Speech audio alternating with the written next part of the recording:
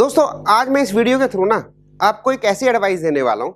ये एडवाइस मेरी totally personal है, किसी के अगेंस्ट नहीं है, लेकिन हाँ जितने भी मुझे फॉलो करते हैं, जितने भी मेरे व्यूवर हैं, उनके रेस्पेक्ट में बहुत अच्छा उनके लिए बेनिफिट जरूर हो सकता है। मेरी बात ध्यान से समझना। दोस्तों मेरे सामने ना काफ़ी सारे केस आए। उस केस में क्या हुआ, बहुत सारे लोग ऑल ओवर इंडिया से क्या इंटरनेशनली भी जब लीगल कंप्लायंसेस करते हैं या अपने ऑडिट कराते हैं अपनी एनजीओ का, तो वो उन लोगों से टच में आ जाते हैं, उन लोगों को अप्रोच कर देते हैं जो आजकल ऑनलाइन एक नया सिस्टम बना हुआ है। वो आईटी के बंदे होते हैं, वो ऑनलाइन आपसे अप्रोच करते हैं कि हम आपका ऑडिट करा देंगे, हम आपका 1280 अप्लाई करा देंगे, हम ये कंप्लायंसेस कर देंगे। दोस्तों काफ़ी सारे लोगों ने ये कराया और जब मेरे सामने केस आए तो उसमें मैं देख के अचंभित रह गया कि आप लोगों पे क्या असर पड़ेगा उस चीज़ का। तो मेरे पास कोई ऑप्शन नहीं था, उनका राइट है वो सर्विस देना और आपका राइट है उनसे लेना, ठीक है ना। लेकिन उसके कंसिक्वेंसेस क्या हुए मैं आपको अवेयर कराना चाहता हूं सो दैट आप भी उससे अलर्ट रहें। दोस्तों जब हम किसी से ऑडिट कराते हैं ना, तो ऑडिट का पर्पस ये नहीं होता कि आपने बैलेंस शीट बनाई और ऑडिट करा दिया एंड दैट इज सफिशिएंट।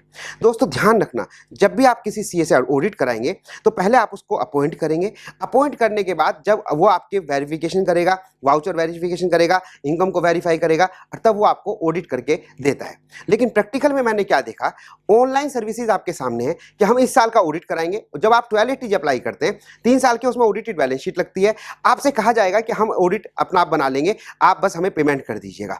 जब आप ये पेमेंट कर देते हैं और आपके ऑडिट बैलेंस शीट आती है, दोस्तों यकीन करना ना तो आपका उसमें बैंक स्टेटमेंट कंसीडर होता, आप क्या एक्टिविटी करते हैं वो भी कंसीडर नहीं होता, आप इवन दैट उस सीए को भी नहीं जानते जिससे वो ऑडिट करा रहे हैं। और दोस्तों मैं आपको एक चीज़ और बताऊं, जब आपका ये ऑडिट कंप्लीट हो चुका होता है और आप अपना 1280 उनसे मतलब करा लेते हैं या ऑडिट करा लेते हैं और बाद में जब आपको लगता है कि आपके एरिया में या आपके टच में कोई ऐसा सीए है जो आपको मतलब आगे वर्किंग करेगा, प्रैक्टिकली वर्किंग करेगा, तो आपको पुराने ऑडिटर से एक एनओसी लेना पड़ता है। और जब वो एनओसी के लिए आप उनसे बात करते हैं तो आप तो ये भी नहीं जानते कि कौन सीए है, कौन एनओसी दे रहा है, कैसा, मतलब आपको वो बहुत बड़ी प्रॉब्लम क्रिएट हो जाती है।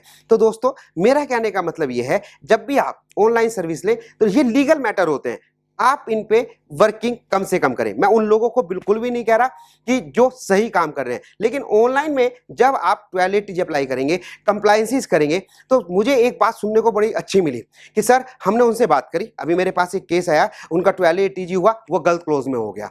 उन्होंने ऑडिट कर रखा था 3 साल का, ऑडिट करते हुए उनका बैंक स्टेटमेंट वेरीफाई नहीं करा। प्रीवियस वीडियो में भी बताया था, बैंक स्टेटमेंट में कलेक्शन थी, उन्होंने कोई उसमें बैंक स्टेटमेंट ही नहीं दिखा रखा। मैंने उनसे कहा कि भाई ये कैसा ऑडिट करा है, इसमें तो आप फंस जाओगे, गवर्नमेंट को गलत इंफॉर्मेशन दे रहे हो। कहते हैं सर उन्होंने कहा कि हम अपने सीए से करा देंगे। अब जब उनकी बात ये समझ में आई तो उन्होंने कहा कि हम सही सीए के पास जाके सीए से मिलके अपने वाउचर, बिल, वाउचर, इनकम सब प्रेजेंट करके अच्छी तरह ऑडिट कराना चाहते हैं। उस ऑडिटर के हमें एनओसी चाहिए। उन्होंने उन्हें कॉल किया, उनसे कहा कि भाई हमें एनओसी चाहिए, तो उन्होंने कहा कि हम तो आपसे सीए से बात भी नहीं कराने देंगे, हम तो बात ही नहीं करते, हम तो, उन्होंने कहा मैं आपके ऑफिस आ जाता हूं। उन्होंने कहा हमारे ऑफिस में अलाउड ही नहीं है आना। क्या, व्हाट इज दिस, क्या चीज है यार ये। ऑनलाइन प्रोसेस में आप उनके ऑफिस नहीं जा सकते, जो वो भरते हैं आप उसे एक्सेप्ट कर लेते हैं, ऑडिटर का आपको पता नहीं है। प्लीज आपसे रिक्वेस्ट है, खाली वर्किंग करना और सही वर्किंग करना दोनों अलग अलग बातें हैं। दोस्तों ध्यान रखना, आपकी वर्किंग जो कर रहा है वो प्रोफेशनल अगर नहीं है तो आपको कहीं ना कहीं प्रॉब्लम आनी है। मैं बिल्कुल प्रैक्टिकल केस आपको ये बता रहा हूं, क्योंकि रेस्पॉन्सिबिलिटी आपकी है, आपके काम की, आपकी सही बैलेंस शीट साइन होना, आपकी परफॉर्मेंस परफेक्ट रहना, आपके सही रजिस्ट्रेशन होना, ये आपकी जिम्मेदारी है। तो दोस्तों मुझे उम्मीद है कि जो ये लोग ये वीडियो देख रहे हैं, जिन्होंने ऑनलाइन सर्विस ली है, उन्हें क्या क्या प्रॉब्लम आ रही है आप मुझे कमेंट करके जरूर बताना। और उसका पर्पस क्या है कि जब आप कमेंट करेंगे कि ऑनलाइन सर्विस में हमें ये दिक्कत आई, जिससे भी आप ले रहे हैं, क्योंकि वो प्रोफेशनल है नहीं है, वो उस एरिया से कनेक्टेड है नहीं है, मोस्टली मेरे एक्सपीरियंस के हिसाब से तो वो आईटी के प्रोफेशनल हैं, वो एबीसीडी भी नहीं जानते इनकम टैक्स का, लेकिन फिर भी ऑनलाइन सर्विस दे रहे हैं क्योंकि डिजिटल का जमाना है। लेकिन प्रैक्टिकल प्रॉब्लम तो आपको फेस करनी पड़ेगी।